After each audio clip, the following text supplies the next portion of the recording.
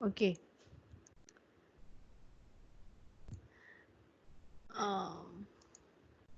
Yes. अब we was discussing about the water. Water में हम लोगों ने chemical properties हम लोग कर रहे थे and in the chemical properties हम लोगों ने ऑक्सीडाइजिंग एंड रिड्यूसिंग नेचर जो था वाटर का वो देख रहे थे. Now oxidising and reducing agent के अंदर व्हाट वी वाज लुकिंग कि ऑक्सीडाइजिंग एजेंट अगर होगा तो we was saying that water act as a oxidising agent. क्यों? Because it itself get reduce to the dihydrogen. Dihydrogen का मतलब H2. ये प्रॉपर्टी हमने देखी थी. Next property we look that it act as a reducing agent also. Reducing agent may means that water can also be oxidized according to the reaction. मतलब अगर वो highly electronegative element के साथ react करता है तो it is going to act as a reducing agent. Now the next property is what?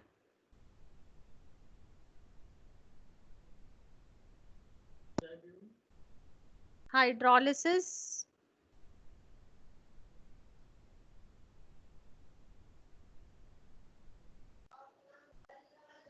reaction. Hydrolysis reaction का मतलब क्या हो गया कि water has very strong solvating power. Solvating power का मतलब क्या है? सॉल्वेशन, सॉल्वेटिंग पावर कोई बताएगा? एनीवन? मैम उसके डिसॉल्व मतलब जो दूसरा सब्सटेंस है उसके डिसॉल्व कितनी जल्दी हो पाता है. Yes, very good. Hydrolysis reaction में हम ये कहते हैं कि water has a very strong solvating और सॉल्वेशन पावर क्योंकि इसका dielectric constant is very high. And this is the reason कि हम ये कहते हैं that water is a excellent solvent. Why? Because of the great affinity of many elements for oxygen. Oxygen हम लोगों ने पढ़ा है it is a very reactive electronegative. तो मैक्सिमम एलिमेंट्स क्या होते हैं? ऑक्सीजन की तरफ अट्रैक्ट हो जाते हैं. अब when they are going to attract on the oxygen तो अल्टीमेटली वी नो कि oxygen is present in the water molecule. Water का formula is H2O. So therefore your water is going to act as a very good solvent. And we say that it can easily hydrolyze many compounds, whether they are compounds are ionic or they are the covalent compounds of the non-metals.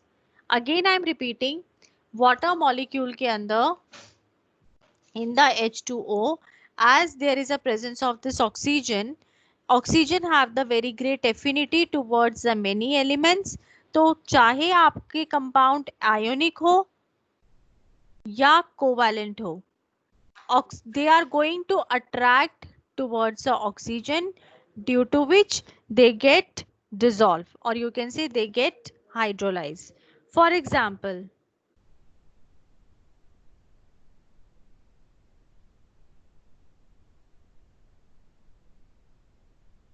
this, it has been dissolved. आप sulphur dioxide लोगे plus water, it is going to form the H2SO3, sulphurous acid बना लेगा ये. आप SiCl4 लोगे, taking the water, it is going to make a oxide of silicon plus HCl. So mostly almost every compound is going to hydrolyze with the water, and the reason is what? Because of the great affinity towards the oxygen.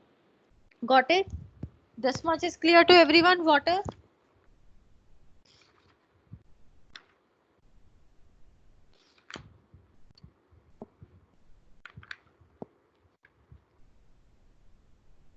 Water is clear to everyone? Yes or no, beta? Yes ma'am. Okay. Ab, Yes, ma'am. Yes ma'am. okay. Now in the water we require to do this much. If you have opened your NCERT तो एक बार ये NCERT book में देखो, आपका water जहाँ पे खत्म हो रहा है Then we are having the hard and soft water. Hard and soft water, temporary hardness, permanent hardness, hydrogen peroxide, and chemical properties of hydrogen peroxide. Cut everything. Cut it. Your page number 284, 285, 286 का half. Cut it, beta.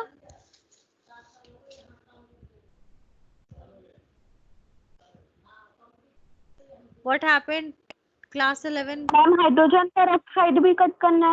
Yes, beta. Hydrogen ma'am peroxide. Please repeat. आपका page number 284 cut कर दो, 285 cut कर दो. Ma'am इस वाली book में ना 292 पेज. अच्छा, ओके. सुनो आपका पेज. नो, मेरी बात सुनो. आपका हार्डनेस ऑफ द वाटर लिखा हुआ है, permanent hardness and temporary hardness. Yes ma'am. Cut that topic. काट दिया. हाइड्रोजन पेरोक्साइड लिखा हुआ है. Yes ma'am. Cut that topic. Yes ma'am. आप डायरेक्टली आप आ जाओ हेवी वाटर. हेवी वाटर दिखा आप लोगों को. मैम प्रिपरेशन है, उसके बाद और फिजिकल प्रॉपर्टीज और है. हाँ, हाइड्रोजन पेरोक्साइड का मतलब हाइड्रोजन पेरोक्साइड की प्रिपरेशन, प्रॉपर्टीज एंड यूजेस सब कट. अब आप आ जाओ हेवी वाटर पे. ओके मैम, आ गए. आगे तो last topic of this chapter is the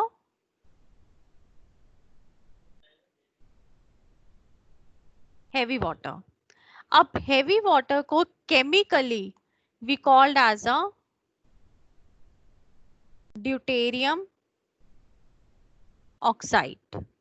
deuterium oxide का chemical formula होता है D2O.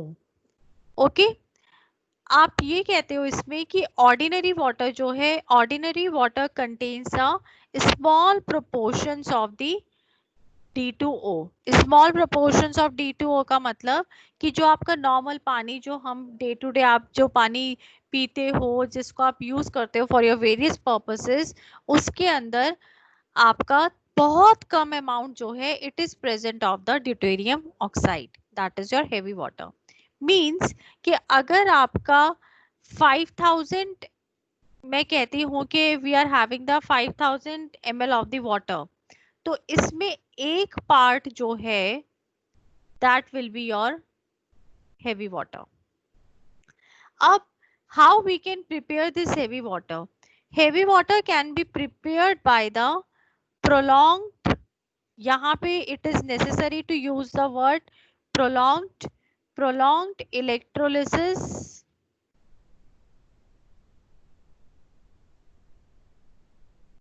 of water, or you can prepare it by the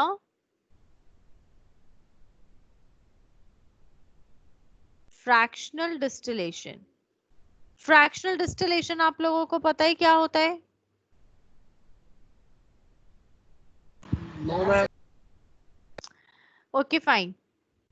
fractional distillation क्या होता है कि जब आप डिस्टिलेशन करते हो, what is going to happen, basically हम डिस्टिलेशन जब करते हैं तो उसमें भी लोग, it is depend on the boiling point, कि आपके बॉइलिंग पॉइंट्स जो हैं वो डिफरेंट होंगे.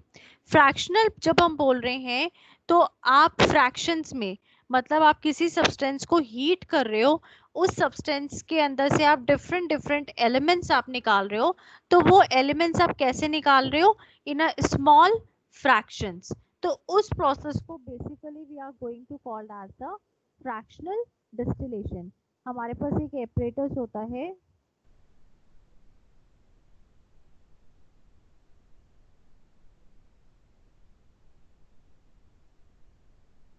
एक रफ डायग्राम मैं आपको बता रही हूँ, लाइक दिस. ओके, अब यहाँ पे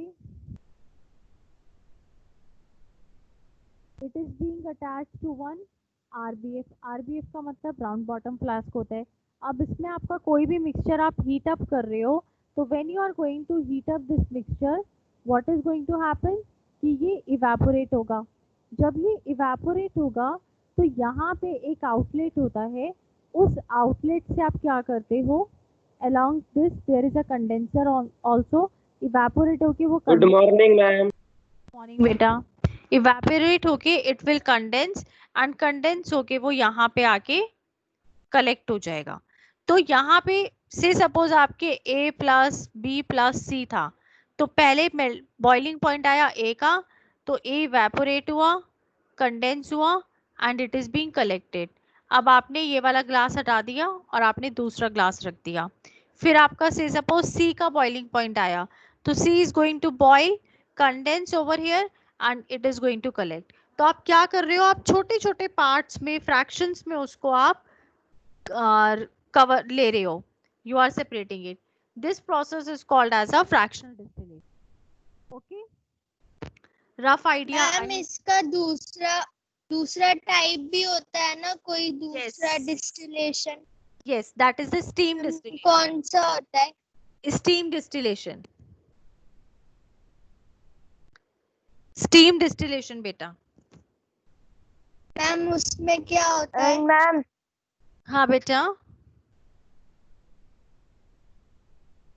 देखो मैम बेटा, और इसको फ्रैक्शनल डिस्टिलेशन बोलते हैं। हाँ मैंने सिर्फ आपको एक रफ आइडिया दिया है। When we will start with the organic chemistry, वहां पे I will teach you the these all processes. Basically fractional distillation, अभी आप ये समझो कि आप स्मॉल स्मॉल फ्रैक्शंस में अपने डिस्टिलेट जो है वो सेपरेट आउट कर रहे हो। स्टीम डिस्टिलेशन में भी सेम ही होता है। Over there also we have the on the basis of the difference in the boiling point, only the difference is what कि आप वहां पे fractional distillate apparatus नहीं लगाते हो। उसमें सिंपल क्या हो जाता है कि आपका ये RBF है, राउंड बॉटम फ्लास्क है, इसमें आपने मिक्सचर डाला और आप एक थर्मामीटर लगा देते हो। ओके, ये अटैच रहता है आपके कंडेंसर के साथ, कंडेंसर के यहाँ पे एक आउटलेट रहता है। तो आप आपको हर टाइम थर्मामीटर में देखना है। से सपोज आपके पास आया कोई अल्कोहल है, उसका बॉइलिंग पॉइंट है 78 डिग्री सी, तो मतलब आपको समझ में आ गया ये 78 डिग्री सी पे यहाँ पे आएगा, कंडेंस होगा। तो यहाँ पे जो कलेक्ट हुआ है कंडेंस होने के बाद, that is that particular alcohol. यहाँ पे आपके पास फ्रैक्शनल डिस्टिलेट नहीं होगा, यहाँ पे हमारे पास फ्रैक्शनल डिस्टिलेट होगा। मींस कि आपके हर एक के according to the boiling point outlets अलग होंगे। यूं समझो कि ये एडवांस फॉर्म है, ये ओल्ड वर्जन है। ओके मैम इसका ओके मतलब मैम। जब कंपाउंड निकल जाएगा उसके अंदर से टेम्परेचर हाँ। पता चल जाएगा, लेकिन मैम फिर ये पता कैसे चलेगा कौन सा कंपाउंड आया है? फिर टेस्टिंग करते हो ना आप। मैम लेकिन वो तो एक साथ कलेक्ट हो गया ना सारे एलिमेंट्स? नहीं नहीं नहीं बेटा, एक साथ कलेक्ट नहीं होता है। हर एक, जैसे मान मींस में ऑर्गेनिक केमिस्ट्री में we are going to cover this topic, मैं आपको एक आइडिया दे देती हूँ। से सपोज आपके पास नमक है और एमोनियम क्लोराइड है, दोनों के जो means boiling point, melting points है ना, वो डिफरेंट है। आपको अगर याद होगा तो आपने क्लास 9th में सब्लिमेशन किया था। यस मैम किया था। यस है ना? मैम। तो नमक Yes, सब्लाइम, ma'am. नमक सब्लाइम नहीं होता है, अमोनियम क्लोराइड सब्लाइम हो जाता है। वैसी मान लो अगर मैंने एक मिक्सचर बनाया जिसमें मैंने पानी डाल दिया और अल्कोहल डाल दिया। नाउ पानी का बॉइलिंग पॉइंट क्या है? What is the boiling? 100 degree 100 Celsius है ना? और जो अल्कोहल है, अल्कोहल का बॉइलिंग पॉइंट होता है 78 degree Celsius. It means what कि जैसे आपका 78 डिग्री सेल्सियस पहुंचेगा, आपका अल्कोहल बॉईल होना शुरू होगा। वो बॉईल होना शुरू होगा तो वो इवेपोरेट होगा, वो ऊपर कंडेंसर में आएगा। कंडेंसर में हमारा जो वाटर है वो रनिंग रहता है। मैम आपकी वॉइस कम आ रही है। नाउ इट इज क्लियर बेटा? थोड़ा मेरा नाउ इट इज क्लियर ना? थोड़ा there is the yes ma'am. issue is coming in my mic, so today I'm going to purchase new one, तो if I get the today तो आपकी problem कल से सॉल्व हो जाएगी ये। fractional distillation. That's why only I'm holding this near to my mouth. देखो बेटा,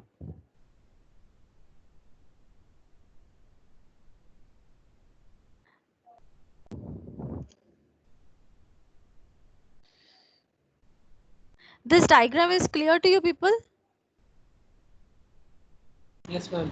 यस मैम. ओके अब देखो फ्रैक्शनल डिस्टिलेशन जो मैं आपको बता रही थी ना, this is the fractional column over here.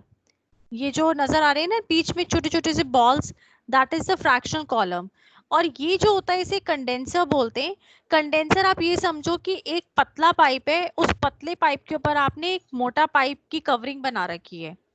उस मोटे पाइप की कवरिंग में दो आउटलेट होते हैं. एक आउटलेट से तो आपका ठंडा पानी जाता है और दूसरे आउटलेट से वो पानी जो है, वो पानी क्योंकि उसमें घूमेगा तो वो गर्म हो जाएगा, वो पानी निकल जाता है. मतलब एक इनलेट है और एक आउटलेट है. तो बेसिकली जो आपका कंडेंसर होता है उसका फंक्शन क्या होता है कि फ्रैक्शनेट कॉलम से जब आपका इवेपोरेट होके कोई भी सब्सटेंस गया तो वो गैसियस फॉर्म में गया. गैसियस फॉर्म में वो गया तो यहाँ पे वो आ गया. तो because of the cold water वो क्या हो जाता है, कंडेंस हो जाता है and it gets convert into a liquid state जो हम यहाँ पे कलेक्ट कर लेते हैं. Got it? It's a Yes, ma'am. it's a only a rough idea. Yes, ma'am. Okay beta. So now coming to our topic. अब यहाँ पे क्या हो जाता, I was telling you that you can prepare it by the electrolysis of the water or by the fractional distillation. Now basically क्या हो जाता है, your H2O, आप H2O को जब इलेक्ट्रोलाइज करते हो, इलेक्ट्रोलिसिस करते हो, तो what happens, it is going to liberate the hydrogen is liberated. And जो हाइड्रोजन का लिबरेशन होता है it is very much faster than the D2, that is your deuterium. Okay अब जो आपका यहाँ पे बचा हुआ वाटर है उसके अंदर क्या है, it is rich with the D2O. अब यहाँ पे आपने इलेक्ट्रोलिसिस किया, आपको हाइड्रोजन मिल गई, आप क्या करते हो, आप अपना प्रोसेस, अपना सारा एपरेटस हटा के रख देते हो. क्यों? क्योंकि आपको हाइड्रोजन मिल गया. लेकिन अगर आप इसी वाटर को इलेक्ट्रोलिसिस करते जाओगे करते जाओगे करते जाओगे, व्हाट विल हैपन, अल्टीमेटली बहुत छोटा अमाउंट आपको मिल जाएगा D2 का, that is your heavy water. Got it? इसीलिए मैंने स्टार्टिंग में जो वर्ड है I used over there prolonged electrolysis. This point is clear? मतलब D2 जो होएगा वो इलेक्ट्रोलाइज नहीं होएगा? नहीं, D2 जो होगा वो इलेक्ट्रोलिसिस होगा, लेकिन जब आप बहुत, इलेक्ट्रोलिसिस का प्रोडक्ट है वो बेटा, जब आप पानी को बहुत देर तक इलेक्ट्रोलाइज कर रहे हो तब आपका D2O बनेगा.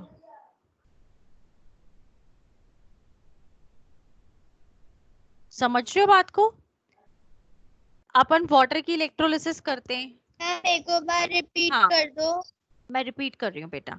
आप H2O की इलेक्ट्रोलिसिस करते हो तो आपको क्या मिलता है, H2 plus O2, isn't it? यही मिलता है ना आपको. अब ये हाइड्रोजन जो है ये बहुत जल्दी, मतलब Yes, मैम. जैसे आपने पानी को इलेक्ट्रोलिसिस करना शुरू किया आपका हाइड्रोजन लिबरेट होना शुरू हो जाता है.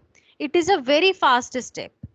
Now what is going to happen, आपके पास यही पानी है, आप इसको बहुत देर तक इलेक्ट्रोलाइज करते जा रहे हो, means you are not stopping your process, आप उसके अंदर इलेक्ट्रिसिटी सप्लाई करते जा रहे हो. when you are supplying more and more for the more time, what is going to happen, ultimately at the end stage, last में आपको बहुत कम amount D2 का मिल जाएगा. that is your, it is going to give you a heavy water. means बहुत देर तक electrolysis करने पे you are going to obtain the heavy water. Got this point or not? Yes ma'am. Yes ma'am. अब मैं आपको बताती हूँ. एक जैसे इसमें ऐसे बोलते हैं, एग्जाम्पल है कि अराउंड 29,000 लीटर वाटर को अगर आप इलेक्ट्रोलाइज करते हो, 29,000 लीटर समझते हो ना? अगर आप 29,000 लीटर ऑफ वाटर को इलेक्ट्रोलाइज करते हो तो आपको 1 लीटर हेवी वाटर मिलेगा.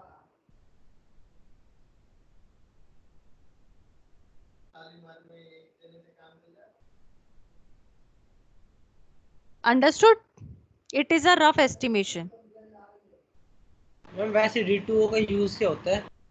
अभी आएंगे बेटा, अभी इसकी केमिकल प्रॉपर्टीज भी आएंगी, फिर यूजेस भी आएंगे. Do not worry. Now physical properties अगर हम देखें तो what is going to happen, heavy water जो है ये स्लाइटली हायर होता है देन द ऑर्डिनरी वाटर. और ये हायर क्यों होता है? Because of the molecular mass of the heavy water. Now coming to the chemical properties.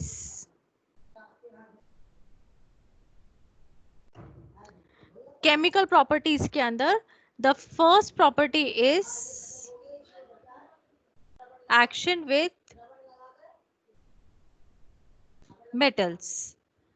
तो अब सोडियम हमने लिया D2O, so it is going to give you a NaOD plus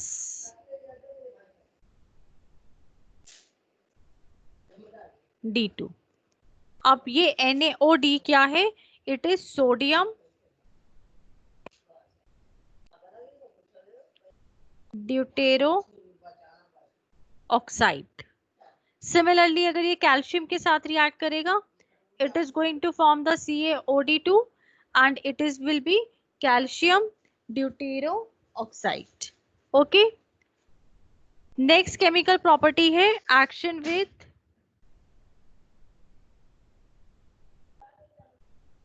non-metallic oxide. अब non-metallic oxide क्या हो गया? Like we have taken the P2O5 plus D2O, it is going to give you a D3PO4. Balancing. अब इसका क्या नाम हो गया? Deuterophosphoric acid. Then the third one, that is your action with carbides,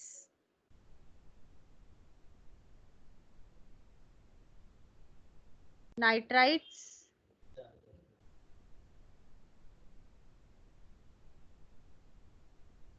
फॉस्फाइड्स etcetera. Carbides का मतलब क्या हो गया? मान लो CaC2 हो गया तो इट इज D2O के साथ ये रिएक्ट करके क्या बना देगा? CaOD2 plus C2D2. अगर आपका नाइट्राइड है तो नाइट्राइड से suppose I have taken magnesium nitride Mg3N2 plus D2O, so it is going to form the MgOD2 plus ND3, balancing it. Similarly the phosphides or arsenides there will be. Now the next property, if you are going to electrolyze it तो क्या हो जाएगा? D2O की अगर आप electrolysis करोगे, it is going to give you the deuterium plus it is going to give you a oxygen. This will be its electrolysis product. Okay, this much chemical properties we are going to do. Now the last एक इसकी property आ जाती है biological property. Heavy water जो है it is injurious to the plants also, animals also and human beings also. And the reason for the injurious to all of us, for the living beings, is what? Because it slows down the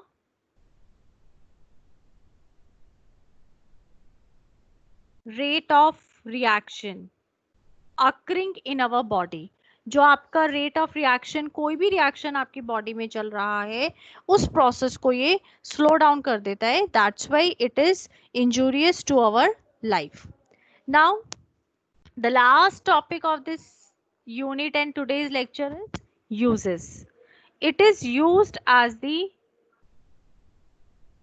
moderator. Heavy water जो है इसको हम nuclear reactors में use करते हैं as a moderator. Moderator में हम इसे एज क्यों यूज करते हैं? Because it slows down the fast moving neutrons, therefore it helps in controlling the nuclear fission process. Heavy water में से कोई केमिकल प्रॉपर्टी आपको एग्जाम में नहीं पूछेगा, लेकिन यूजेस में वी गेट द क्वेश्चंस कि why we are using it in the. Please repeat the first point. Yes beta, I am repeating. Why it is used in a moderator? It is using as a moderator because it slows down fast moving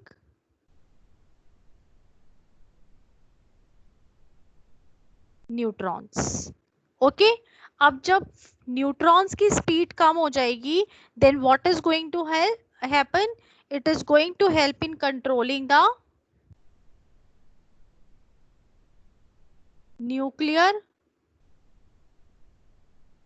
fission reaction. Okay, the next is what? Excuse me ma'am. Yes beta. Ma'am new book के अंदर जो heavy water वाला है उसके अंदर छोटा सा para ही दे रखा है बस. Okay, no issues beta. जो मेन पॉइंट है, I am also teaching that only. Okay, ma'am इसके बाद एक टॉपिक और है. कौन सा बताओ? Ma'am dihydrogen as a fuel. हाँ, वो कट चुका है बेटा, dihydrogen as a fuel. It is being in the new syllabus, it is cutted. Okay, now moderator मैंने आपको एक बता दिया, एक मैंने आपको बताया as a tracer compound. Tracer compound का मतलब ये हो गया कि कुछ चीजों को ट्रेस करने के लिए to study the mechanism of chemical reaction it is used. To study the mechanism of a chemical reaction, कि बेसिकली आप ये समझो कि केमिकल रिएक्शन कैसे हो रहा है, उसको स्टडी करने के लिए हम इसे यूज करते हैं. एंड लास्ट इसका एक यूज आप ये कह सकते हो, it is used in a NMR. NMR मतलब होता है nuclear magnetic resonance spectroscopy. Okay, it is used there also. This much we require to do in the heavy water बस. और इसमें भी मैम थर्ड पॉइंट वाले का मतलब? ये बेटा कैसे मतलब मैं बताऊं आपको, लाइक कुछ हमारी टेक्निक्स ऐसी होती हैं कि कोई आपका कंपाउंड बना, अब उसकी हमें प्रॉपर्टीज देखनी है, हमें देखना है कि उसकी वेवलेंथ कितनी है, कैसे वो बना, किस रीजन के अंदर वो एब्जॉर्ब हो रहा है, तो उसके लिए हम ये स्पेक्ट्रोस्कोपी टेक्निक जो है वो अप्लाई करते हैं. ओके, तो उसमें हम ये वाटर लेते हैं, जो उनके छोटे उनकी ट्यूब्स आती हैं, उनको वॉश करने के लिए भी यूज दें. Okay, okay ma'am. so with this our hydrogen is finished, and today we are going to do up to here only. Tomorrow we will start with its question answers.